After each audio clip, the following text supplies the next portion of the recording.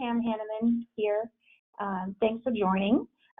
Today's webinar is going to be my journey from Ceramist bench technician to managing a digital milling center, how I made the leap and what I learned along the way. So I've been doing this for a very long time, and I hope that the things that I've learned along the way that I'm going to share with you may help you if you are thinking about making that leap into digital.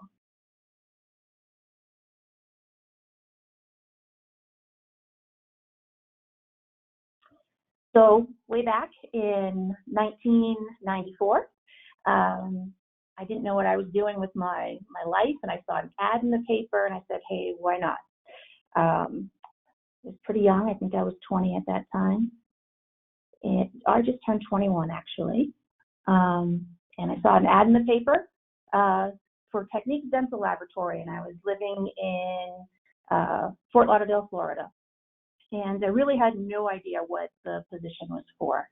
I was just a young kid.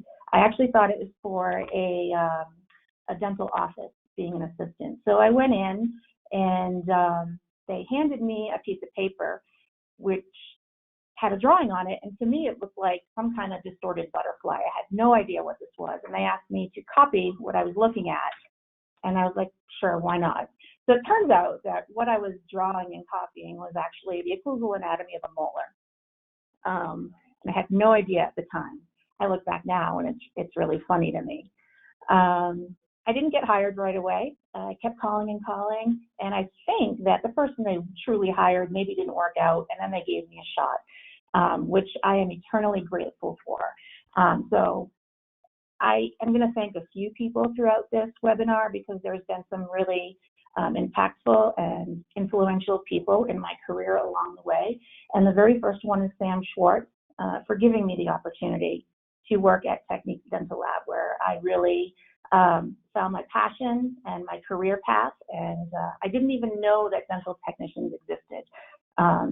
So it was a really pivotal moment in my life, and turned out to be an amazing career. And so I will forever be thankful for that opportunity. So when I started in the lab, I actually started opaquing, PFM, metal, and I would airbrush the opaque on and go home with lots of opaque inside my nose. And you know, I learned it pretty quick. I didn't understand the full scope of what I was doing, but I knew I really liked it. And I was challenged by it, and it was interesting.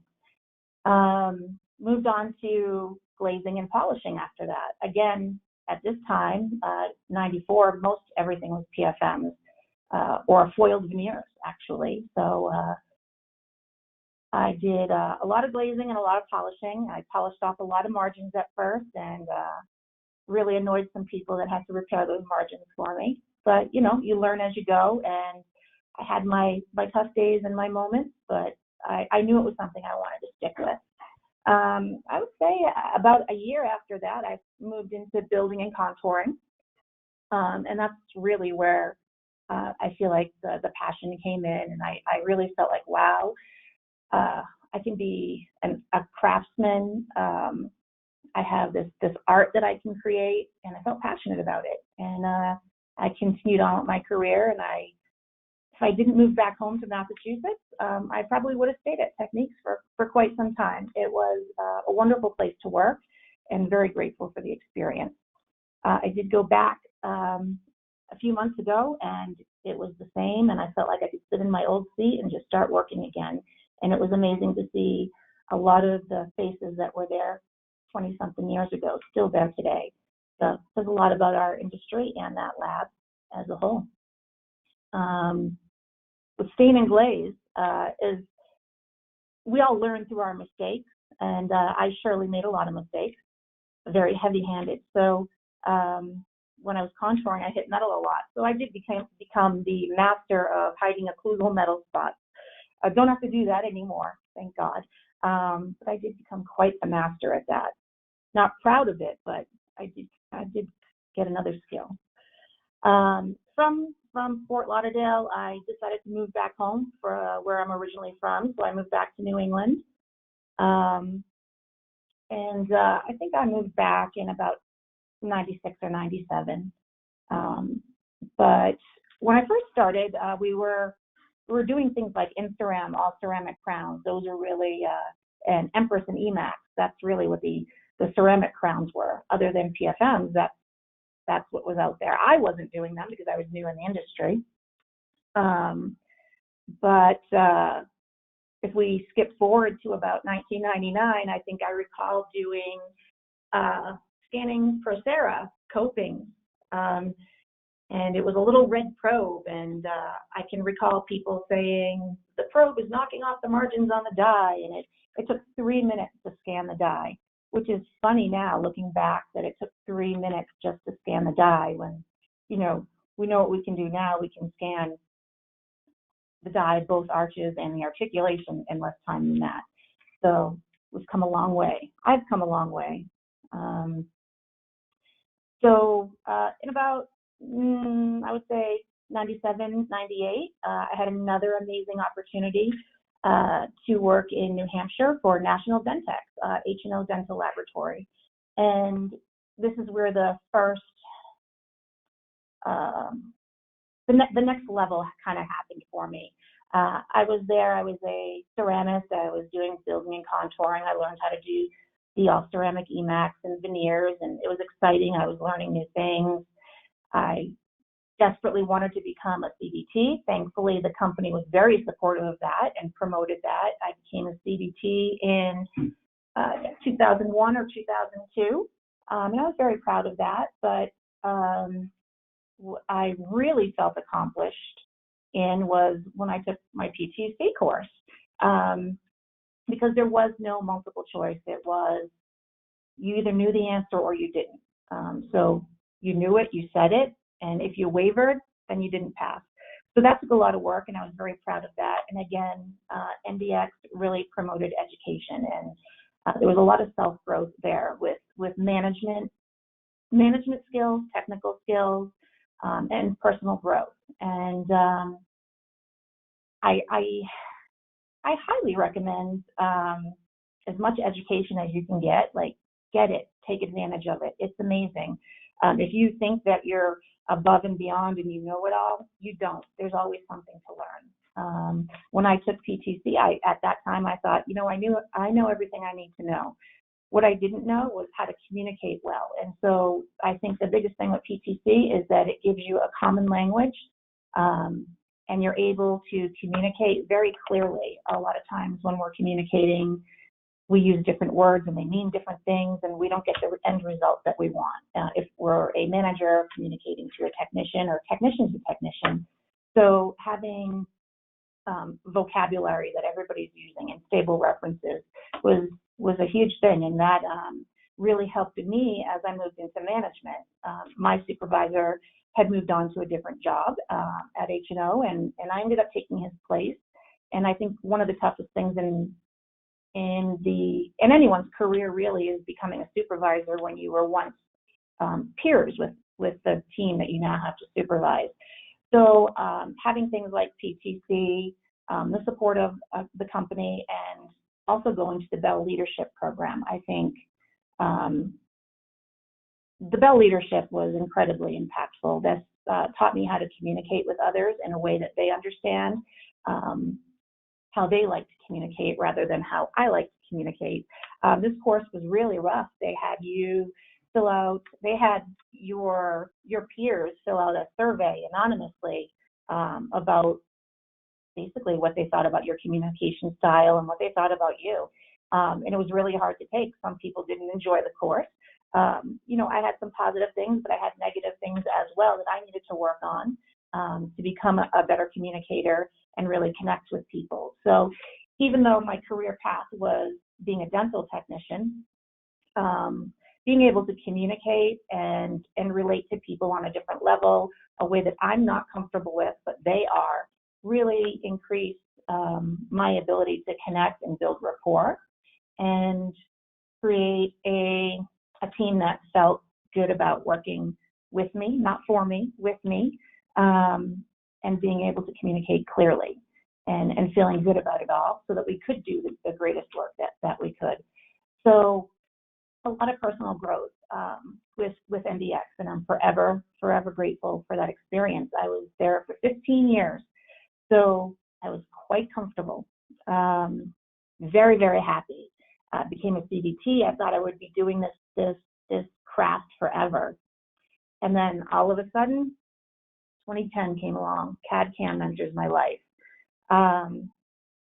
I worked so hard to be a CDT, learn how to do all this amazing work with my hands, and oh my God, here comes CADCAM and 3Shape and zirconia and milling. And to tell you the truth, I let fear and ego get in my way. That was my first mistake. So as I talk to you about the journey that you may want to take, and I do see this a lot when I visit labs, that there is a lot of fear, basically around the technicians that have been doing this for a long time, and they feel like their art's being taken away from them. You kind of have to look at it a different way. And honestly, these days we have no choice, right? So I was young and I was afraid, and I had, honestly, some ego to deal with, right? So I found this thing, and I thought it fit pretty well, but courage is knowing what not to fear.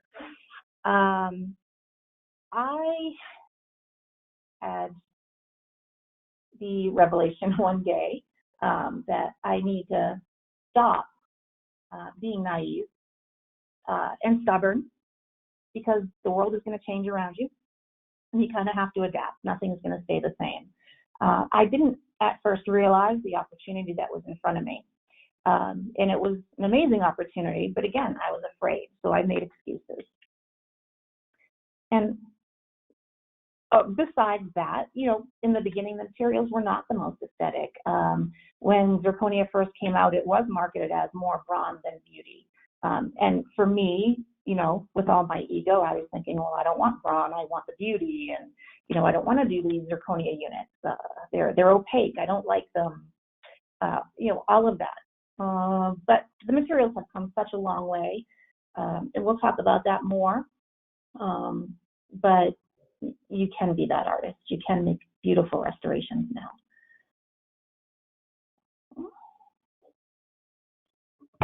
So one day I kind of realized, well, you know what? I still have value. I still have the ability to use my skills. What I needed to really think about and accept was that CAD was just another tool. It was a different kind of brush. It was a new way for me to be creative, maybe a way that I could be more productive and even do more work, get more done in a timely manner. And it was securing my future also. In 2010, I didn't realize the impact and how quickly the industry was going to accelerate into CAD/CAM, but it did very, very quickly. So I'm very grateful that I had the sense to come around and let go of my ego and look at this and say, what can I do here? How can I better myself and be open to learning? And it's scary when there's something new coming along, but there's always going to be something new. So you just got to do it. After a few years, so at MDX, H&O, that's where CAD/CAM was really introduced to me, and we got 3Shape software, and I learned to design, and it was kind of exciting. And I'm like, yeah, I can do this. This is cool. And even though today I am not the CAD/CAM expert, I am more of a materials person. That's what I go around training and teaching, are the digital materials.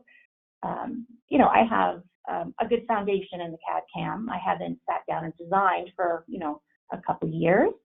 I could do it, but that's not my specialty. My specialty is actually the materials. But there is a lot that I learned along the way about the equipment, about the software, and about the process that I will share. After a few years, I would say 3 years of just getting used to the CAD/CAM with MDX, I just felt like it was time to have a career change, and I was thankful for all my time there. Scary to leave a job after 15 years, But I made the leap of faith, and I joined a little startup milling center called Custom Automated Prosthetics. And all of a sudden, now I was the CAP milling center manager, and I had a lot to learn. So it truly felt like I was jumping off a cliff, because this was really, it wasn't new to me, but I didn't understand it all, and I had a lot to learn. And I'm deathly afraid of heights. So yes, it really felt like I was jumping off a cliff. It was scary, but you don't grow if you're not a little scared. And this is where things really took off for me, and I grew tremendously. I learned so much. So I didn't just learn about milling machines. Back then we were using the Roland 52. Zirconia basically came in white, and we did green state shading. I was learning about the equipment. I was learning about the process. I already had designing under my belt, and I already had management under my belt, but I was still tackling really something new. And the two most influential men in my life, who I can't thank enough, and I have great respect for and always will, are Rob Nizal and Bob Cohen. What I learned at CAP, beyond just the software and the milling and the materials, was culture. And I think this is really huge in any laboratory, whether you're going to do analog or you're going to make the leap into just digital. I think culture is where it starts. So culture, I mean, it's a way of life for a group of people, and they share the same ideas. They have the same goals, and they hold the same standards. So what's really important is if you have a team of people and you don't all have the same culture, it's going to be very difficult to work together. So when we had new people come on, we were very clear about what the culture was. If you didn't fit into that culture, you really weren't going to meet the standards of the company, so there really wasn't room for you. So we took that very seriously and worked as a team towards the same goal, and the goal was always get it done with quality, get it done right, and customers come first. So that wasn't always easy, because you have such a tough turnaround time when you are now in a milling center environment and you're no longer a ceramist at a bench where you have 2 weeks to finish a case. When you move into digital and you're servicing other laboratories, you have basically 24 to 48 hours to turn something around. So it's a lot of pressure. So I was used to dealing with pressure, but now it was even more pressure, and I was learning new things. This was a great, amazing team of people that I learned so much from. Forever grateful there. So one of the first things that I did need to learn was getting familiar with the materials. I had done design previously, and I had, layered porcelain on some zirconia, but I wasn't really doing the processing, and I didn't truly understand it. It was kind of, back in 2009, 2010, I sort of kind of understood it. But not until I was actually running the milling center. Obviously, you have to know your products. So if you are thinking about moving into digital and digital materials, you don't need to jump in right away. You could start by sending your models out to a resource center, and they can scan your models for you and send you back zirconia. However, you want to know what kind of zirconia are you getting? What kind of zirconia should you request? What's out there? So basically, there's different strengths, there's different translucencies, there's different tools, and you need to kind of consider all of those things. Our firing cycle is the same. No, one thing about zirconia is it's very sensitive to thermal shock. A lot of mistakes happen or remakes happen because we don't even know that we're causing damage to the zirconia, because we just happily, process it right through like we would anything else. So anytime you're trying a new material, really research it, read the instructions, read the IFU, talk to people that have used it, and make sure you're doing the right thing. A lot of times we will, and I have in the past as well, I will say, I have said, oh, there's something wrong with the product. It's typically not the product. It is typically how we're handling it. Can I achieve aesthetic results? Absolutely. Zirconia has come a long way. We have so many options. So I'm not going to go into great detail about zirconia. There's other webinars and information on that. This is really kind of just an overview. You basically have 3 kinds of zirconia. I don't care what brand or, whether it's white or whether it's appreciated. What you really want to think about is strength first. It's always going to be strength before translucency. So if you have a full round house and you have a bunch of connectors, it's going to be really thick units. You need the strongest zirconia that you can get. So you would use something like a Zerlux 16, and what you're really looking for is the MPA on there. So anything that's 1150 or over is going to be nice and strong, and you can basically use that for whatever you want. But no, the higher the MPA, the less translucency. But you can always do a cutback and layer on some translucency. You have zirconia that is in around the 720 range, which is honestly could work for about 80% of your work, depending on your, what you have coming in from the dentist. But something like the FTML 720 MPA, you're going to get increased translucency. It isn't going to be strong enough for a full round house, but it's certainly strong enough for singles, posteriors, and 3-unit bridges. And then you have your third class of zirconia, which would be zirconia around 600 MPA. So it's still a lot stronger than lithium disilicate. It's still stronger than a PFM, because a PFM is really a PFM is only as strong as the interface between your opaque and your metal, and that's 90 MPA. Yes, the metal is very strong, but we've all seen porcelain crowns where the porcelain fractures off. It's still a failure.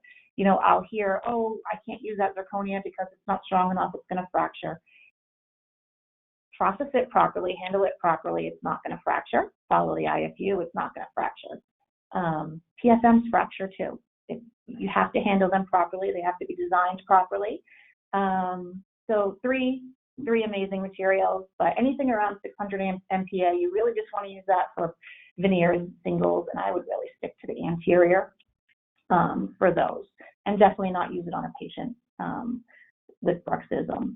So just a little bit about zirconia, what I learned along the way with the zirconia, understanding strength.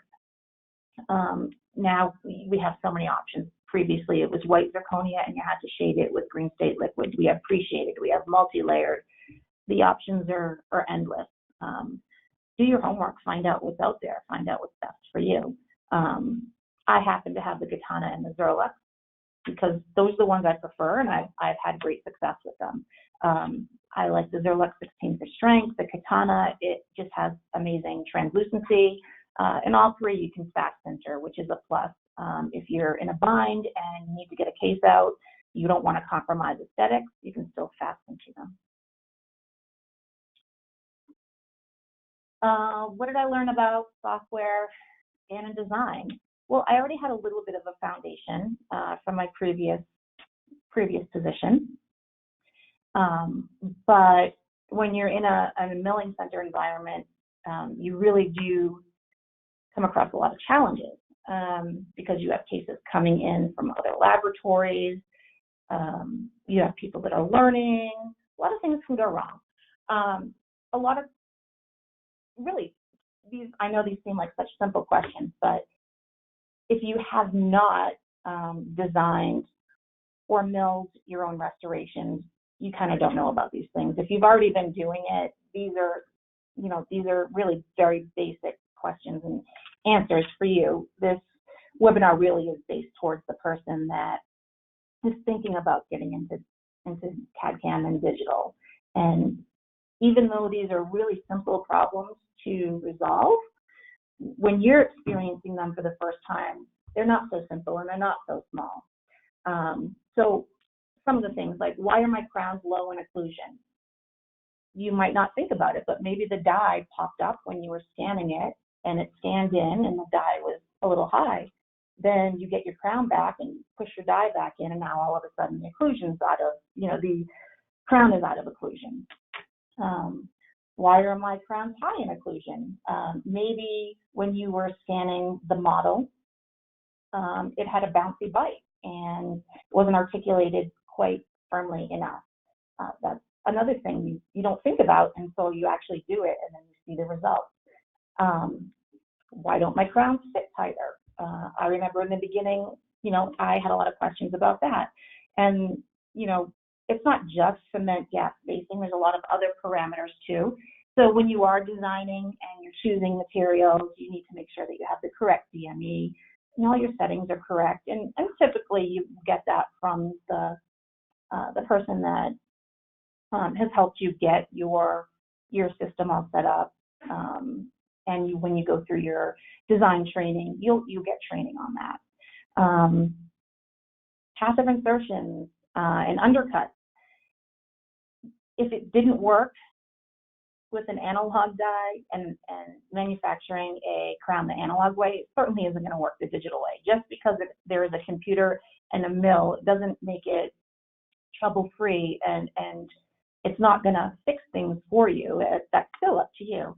So just because we have this technology doesn't mean we don't have to do our due diligence beforehand and make sure that our preps are correct, or that we use the correct tools in the software to block out undercuts. Or, yes, it is true, if you don't do that and you mill a crown and you go to put it on the die, it's not going to fit. It's not going to make its way over the undercut area. Did I set up the order form correctly? That's another thing that happens a lot with someone new getting into digital.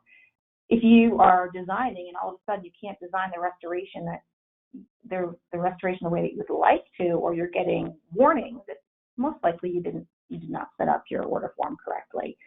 So how do you do all those things? Well, there's so much training available now. 10 years ago, there wasn't that much, and it was a little harder. You really had to reach out for resources or rely on a milling center. 10 years into this, 12 years into this, a lot of people have had experience over the years and were more familiar with the process, and there's just so much out there. There's so many resources. Don't be afraid to utilize them and ask questions. I know back in the day, technicians didn't like to ask questions because they felt like it made them look silly or they didn't know what they were doing. But I think the culture of today's technicians, if you go on Facebook or YouTube, everyone is sharing and innovating together and collaborating, and I think it's amazing. There's work out there for everybody. You don't have to worry about someone, stealing your technique. The more we share with each other, the better we become. So Zahn has trainings available all the time, whether it's webinars, whether it's videos on our website, or we do road shows where we do training. We have hands-on courses that we provide at both CAP and CMC.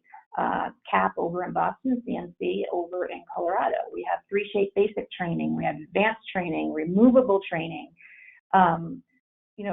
It's all there. It's really at your fingertips. If you want it, it's there. And things are so much easier now. So the road that I traveled, even though that it was a little rocky, if I were starting over again now, it probably be so much easier.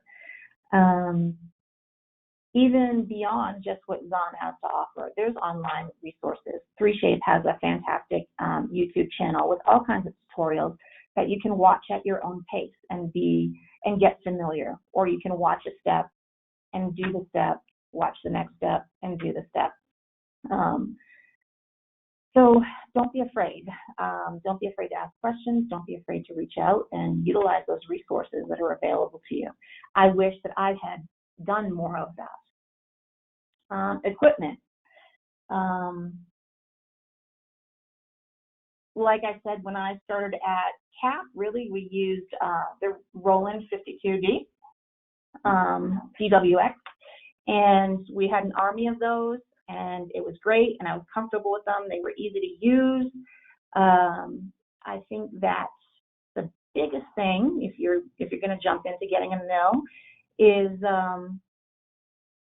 maintenance and cleaning and care for your machine. Really are the key things to keep your mill running efficiently.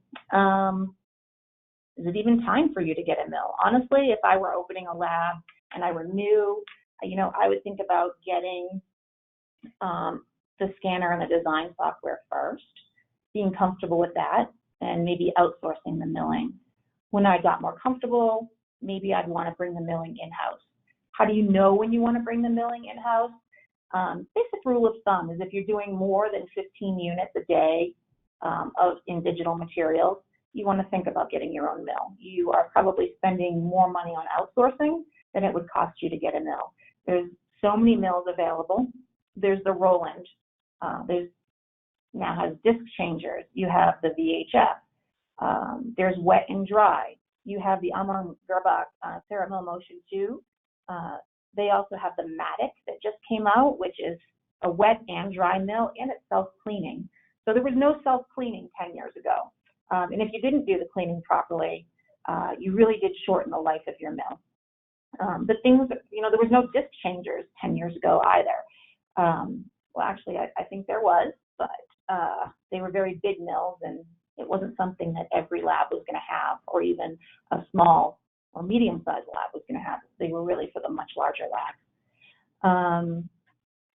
So, again, our options are just so many. So say, for instance, I don't know, maybe someone got a new Jeep and they were really proud of it and they were happy and they loved their Jeep. And maybe the very next day they were going to go on a road trip. Well, if you're going to do that, you're going to want to make sure that this new beautiful thing you just bought is working properly, that there's oil in it, there's gas in it, you're ready to go, that you know how to use the different gears if you're going to go off-roading. So yes, that's me. I'm very happy with my new Jeep and my puppy and my road trip. And I certainly don't want to be the other guy over there in smoke, right? So I made sure that when I bought the Jeep and I knew I was going to take a road trip, that the salesperson sat down with me and showed me every detail of that Jeep, how to shift into the other gears so that when I was off-roading, that I wasn't going to harm my engine and I was going to use the gears properly. And I just really asked every question I could, and I recommend the same for you and your equipment, no matter what you're thinking about for equipment. Read the instructions, follow the maintenance schedule. If something is wrong, fix it before the problem gets too big. In your car, you change your oil, but every now and then you need to change your oil filter as well. You can't just keep dumping in dirty oil, more and more oil, and you actually do have to put oil in. You can't just run it forever. It would be foolish if I ran out of gas and oil and I went back to my dealership and said, well, there's something wrong with this Jeep. I don't want it anymore. It doesn't work right. Unfortunately, I see that situation over and over out in the field. Even though I'm not running a milling center anymore, I am doing a lot of traveling and visiting customers and helping them troubleshoot. And maybe they are going through the same sort of rocky road that I went through at first, and they're just not realizing how much they need to think and learn about the equipment. But it's incredibly important. If you have a mill that requires cooling liquid and a filter, then you should really change that filter and fill the liquid up when it's low and when the maintenance schedule is telling you to. I have had calls that have asked me, well, my coolant level is below the line. Do you think I need to add more coolant? Well, of course you do. Yes, it's below what is recommended. You need to put the coolant in there. And it turns out they were putting the coolant in, but they were never cleaning out the debris in the filter, so everything got clogged. that certainly isn't a flaw in the machine. That's a flaw with our practices with maintenance and understanding. You can't expect these the technology and the newer equipment to do everything for you. You still have to take care of this equipment. You're the owner of it. If you want it to work, the biggest thing, clean it. Keep your equipment clean, maintenance it like you're supposed to, and it will work for you. Yes, there is an occasion where things, could go wrong or break, but most of the time, 90% of the time, if you are taking care of the machine, it will also take care of you. Just like your car, you got to put oil in it, you got to put gas in it, or it just doesn't run. So simple message, I know, but again and again, I see people not following instructions, not following maintenance schedules, and it causes pretty big problems. So really learn about your equipment, learn about your materials. The resources are there. I'm a resource. If you need, you can contact me. There's just so much out there. Utilize the resources, if I haven't said that enough already. So we talked about software a little bit. We talked about the mills. Sintering is another area where people have a lot of questions. Yes, it is a furnace. It is different than a porcelain furnace. So if you're moving from traditional and now you're moving into digital, you might be a little nervous about these furnaces. What do you need to know about them? So here are 4, examples of furnaces. 2 of these furnaces have MOSI 2 elements, and the other 2, the CADCAM and the Amangerbach therm, those have silicon carbide elements, and the Sintra and the Novex have MOSI 2. So what do you need to know about those? I'm not going to go into great detail. We have previous webinars focused and dedicated on this topic. You can look at Sintering Rhapsody or Sintering Don't Get Burnt. You can just Google them on YouTube and you can watch, and it'll go into more detail. But different elements, some of them need to be cleaned. The MOSI 2 need to be purged. The silicon carbide do not. The difference is the MOSI 2 can handle a higher heat. The carbide silicone handles a lower heat. So when you're selecting zirconia, you want to make sure that the furnace that you're selecting and the zirconia are compatible. These days, most of them are. If you're trying to save costs and you're buying an older furnace for some reason, make sure that furnace goes up to a high enough temperature to sinter the zirconia that you want to use. If you do not sinter the zirconia at its recommended temperature, you are not going to get the results that you want. You will not have aesthetic results, and you will not be happy. And you just wasted your time and money on equipment that you really can't use. So when you're going to purchase equipment, make sure it's what you need, so that you don't have to go then and spend more money because you were trying to save a little, just a little bit in the beginning. You're going to end up having to spend more to get the results you want. Always follow the IFU. Not all zirconias, you can't just throw them all together, stick them in the oven, press the button that the oven came with, and expect it all to just come out and be beautiful. That is not how it works. You would not put different porcelains in a porcelain furnace. You wouldn't do a build-up with 5 different porcelains and put them all on the same program. And you wouldn't do that with zirconia either. So a little bit more about the furnaces. You will have access to the webinar if you do need to go back and look at a purging program. I have it here for you, or how to calibrate your furnace. If you're getting opaque results, you probably are not using the correct IFU and you're under firing. If you're getting discolored units, you probably have a contaminated furnace. If you are getting units that are too low in value or not enough chroma, you may be overfiring. But again, we're not going to do a deep dive into that. But these are things you should know. So the maintenance on a furnace, if you're getting MOSI 2 elements, yes, there's maintenance. You have to calibrate, you have to purge. So we've gone through the whole process of, CADCAM, the mills and the sintering, but now we're kind of going back to the hands-on analog portion, right?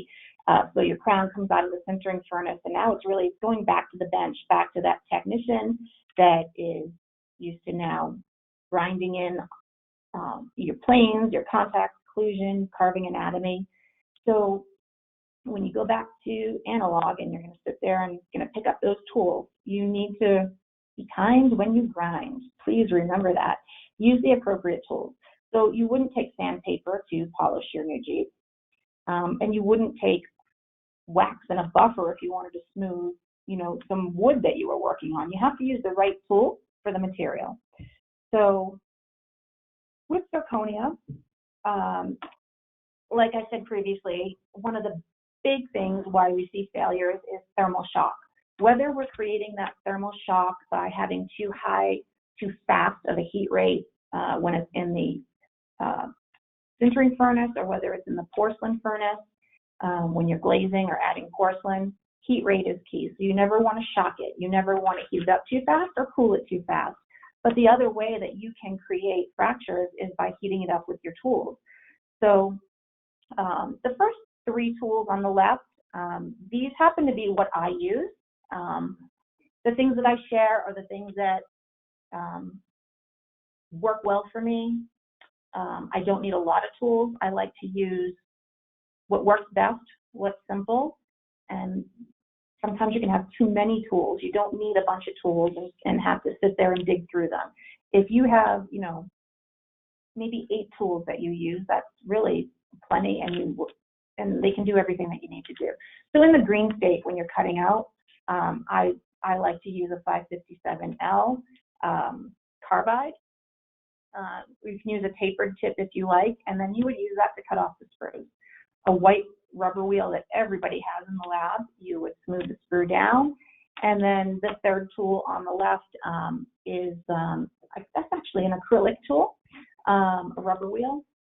And that's really nice for smoothing out the green state zirconia basically all around, or taking the remainder off of that little screw. Or if you had any parting lines in the zirconia, you can smooth it with that. It's very gentle and it gives you a nice end result. If we go to the left side, for finishing zirconia that's already been sintered, you would not take a heatless MISI, something super, super aggressive, and then try to grind on a lithium silicate with that. You would destroy it, you would fracture it. The same thing with zirconia, you need to use the proper tools. If you're going to do bulk grinding, which you really shouldn't have to, if you have to grind a lot, then you need to go back and look at how you're designing and adjust that. You don't want to sit there and spend a half an hour contouring a zirconia unit. That's not what you want to do. If that's what you are doing, you need to evaluate the previous steps. But say you have some heavy contacts or you want to create some planes. I really like the Yellowstone from Harvest. Comes in different shapes and sizes. I really like the wider one that is to the right. That works really great. If I want to do some smoothing and rubber wheeling, I like the green Ceraglaze. And I highly recommend that if you are grinding on your zirconia and you're causing scratches, that you absolutely rubber wheel it before you stain and glaze it. You want to remove any scratches because the glaze will eventually wear off of the crown. Those scratches will be exposed and you will be causing damage to the patient's natural dentition. So even if it's going to be covered with glaze, please, please, please do the right thing for the patient. Do the ethical thing and rubber wheel that crown, at least on the occlusion or any part that is going to come into occlusal contact and be part of the bite. Polished zirconia is not going to hurt your opposing dentition, but rough zirconia actually will. I like to not even roughen it up in the first place. Sometimes I will do my adjustments with an aggressive rubber wheel, so I'm removing material and I'm polishing at the same time.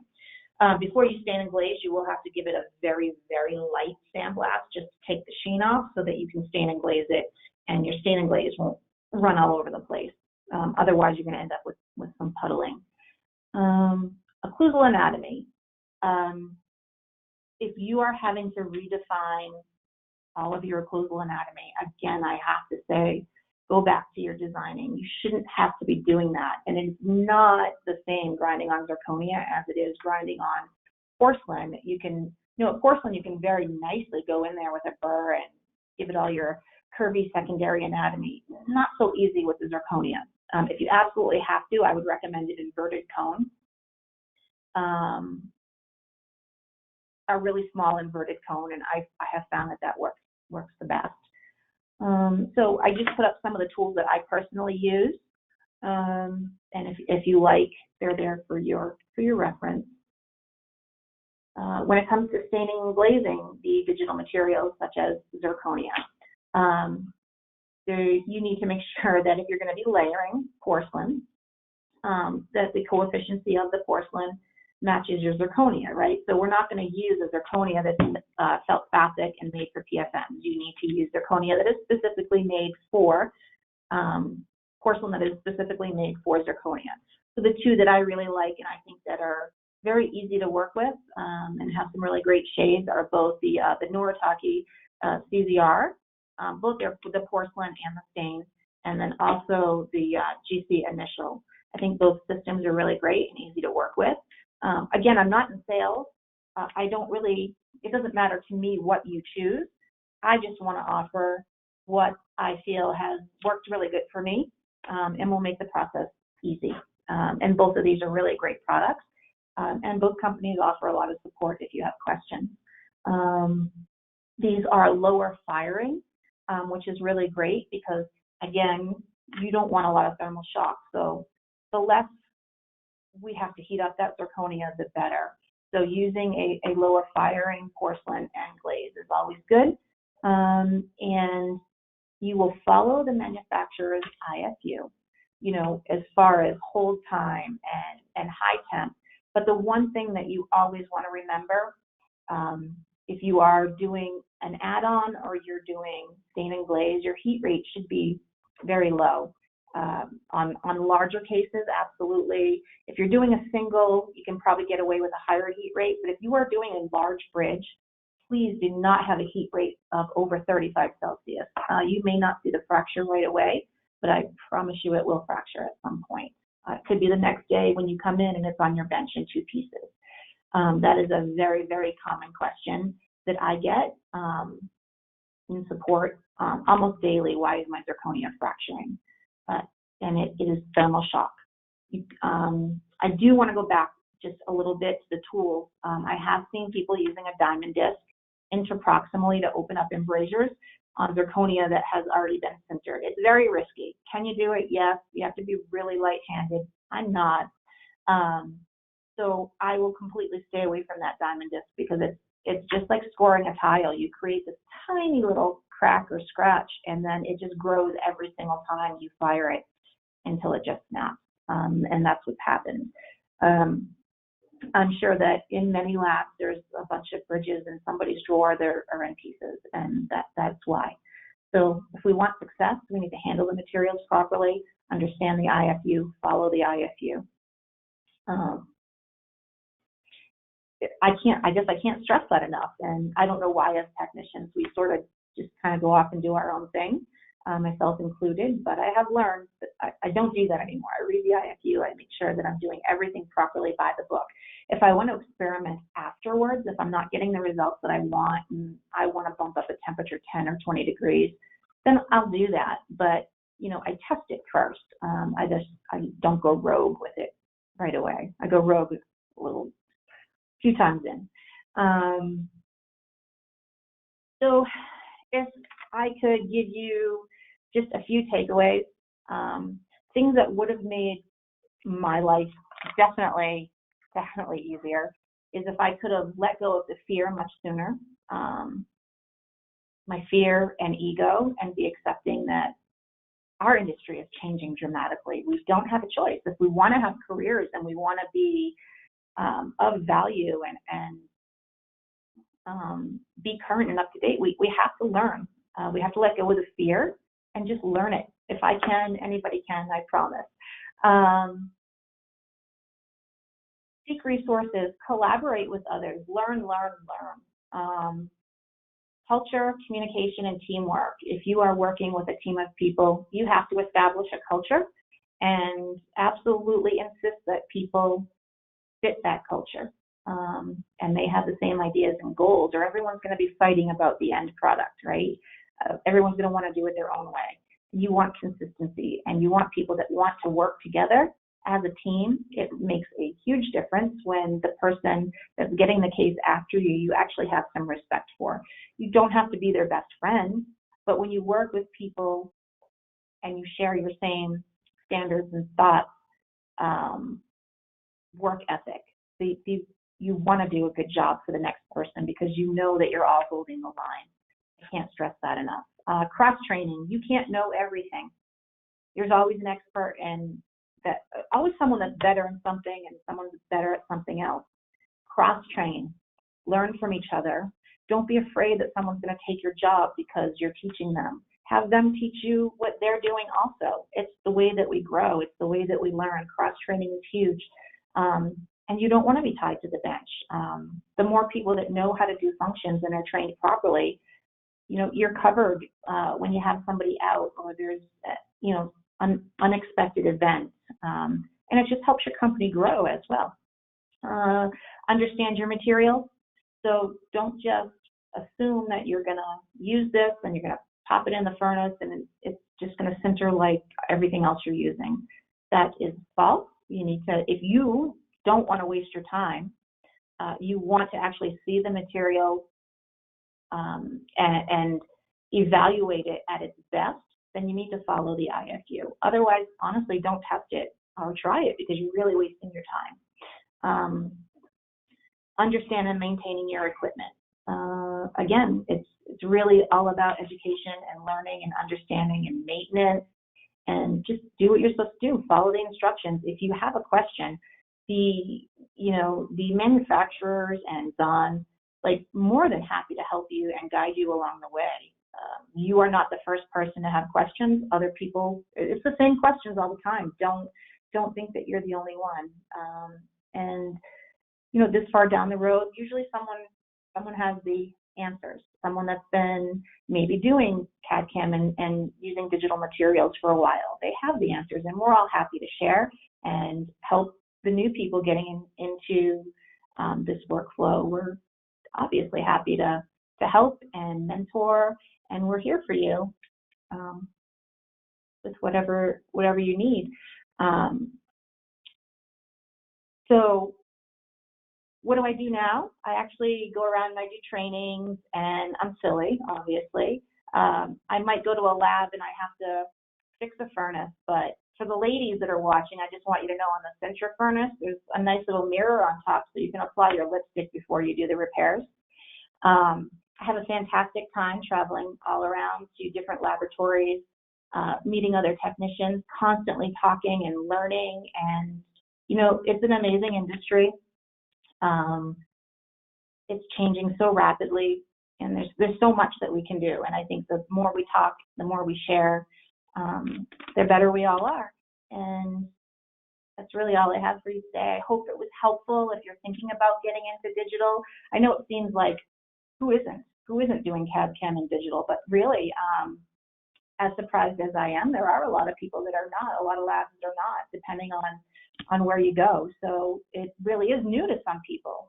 And I hope that these little tidbits will kind of help the newer people thinking about making that leap of faith, as I did many years ago. And it worked out well, and I'm grateful that I did. And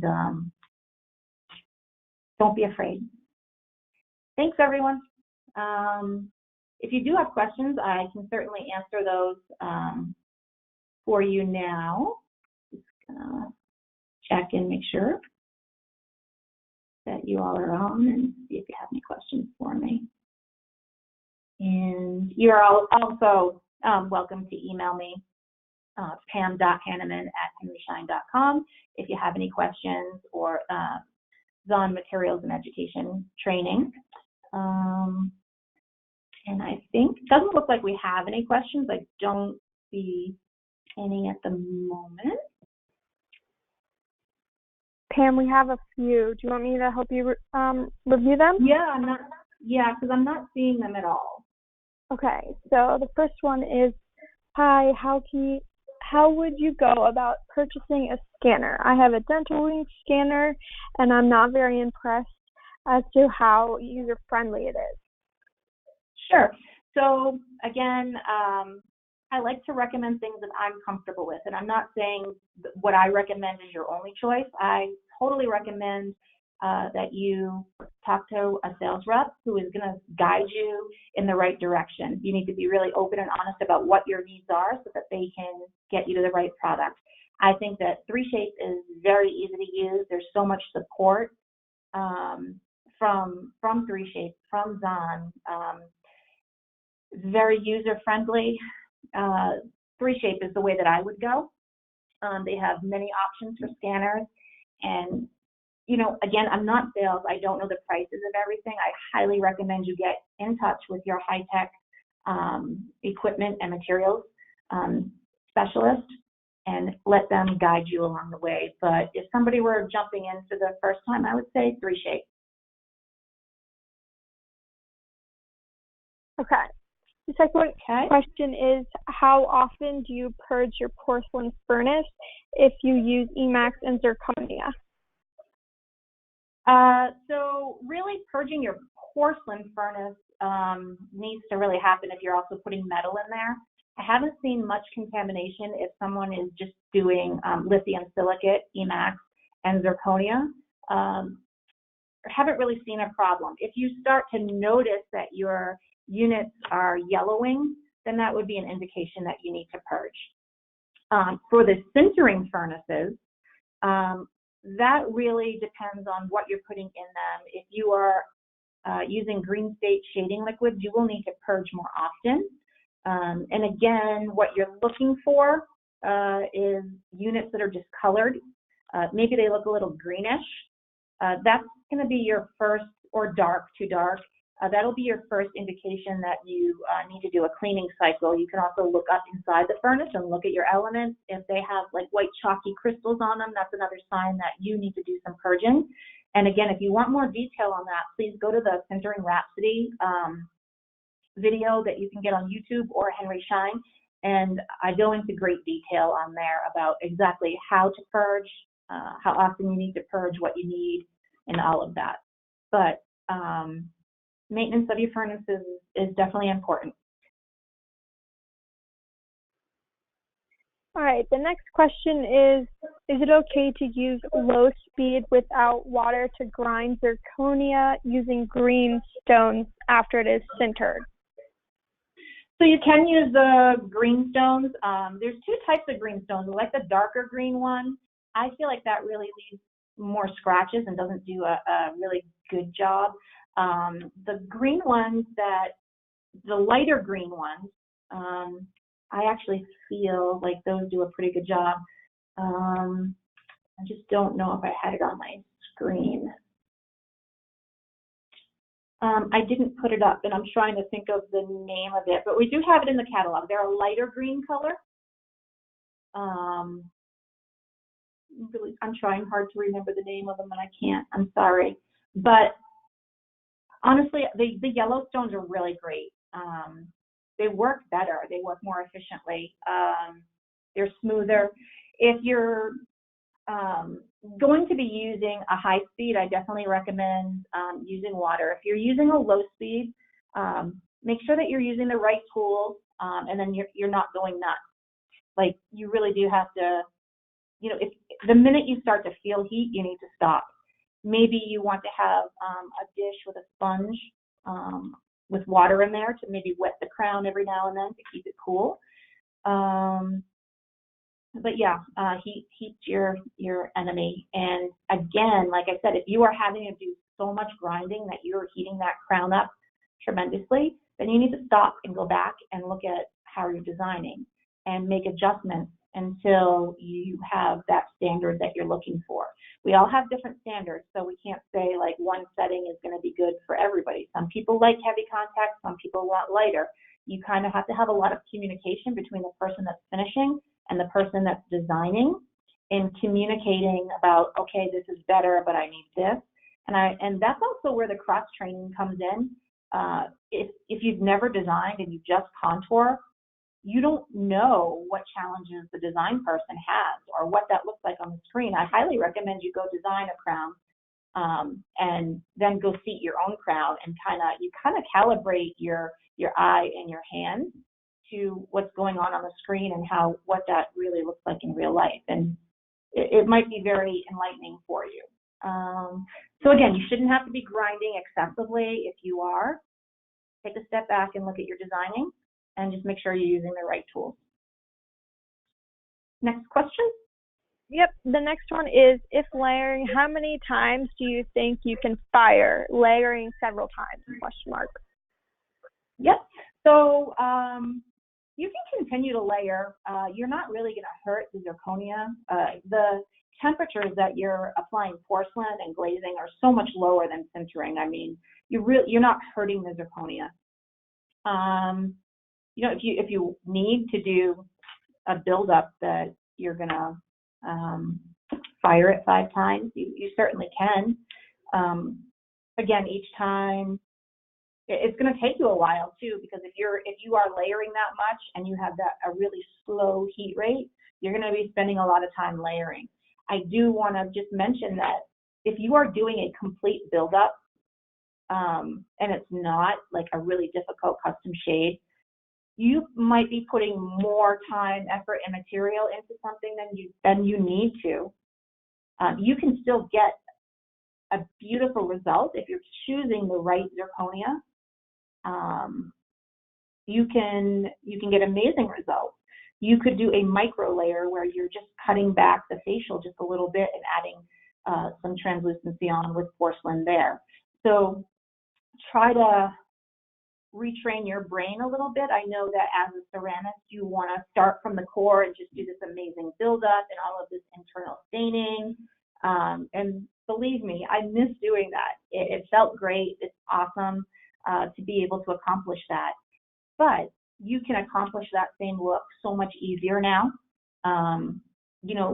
If you're using the Noritake system, the CZR, you can actually do a cutback, layer in your stain, and then do a buildup over that, and very minimal materials, very minimal layering, and have that intense internal layering look.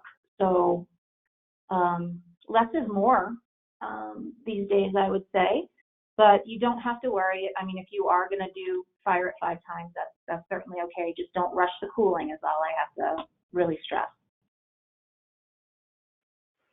Any more questions? The next question is, since Denise is no longer working in technical, does Zahn have someone to answer tech questions?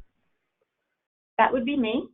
I do travel a bit, so I do my best to keep up with those questions. I am a ceramist. I can answer all of your porcelain questions, analog questions, and I can also answer your digital material questions. I am a CDT, and I've been doing this for 25 years. And Denise did an amazing job, and I can tell you that she's still in the industry doing an amazing job, but she is back on the bench doing what she loves. Yes, she was great, but I can also answer your questions as well, so feel free to contact me. All right, the last question is, I think this is pertaining to the earlier question of greenstones. It just says Dura Green. Is that the product you were trying to think of? Dura Green? Yes, I believe that is what it is. Yes, the light greenstone. I do like those as well. But I prefer the yellow stones quite a bit. They just leave a very nice finish on the zirconia. All right, is that all we have for questions? Yes, it is. Okay, wonderful. Thank you for your questions. Thank you for caring about what I had to say today and listening to my journey.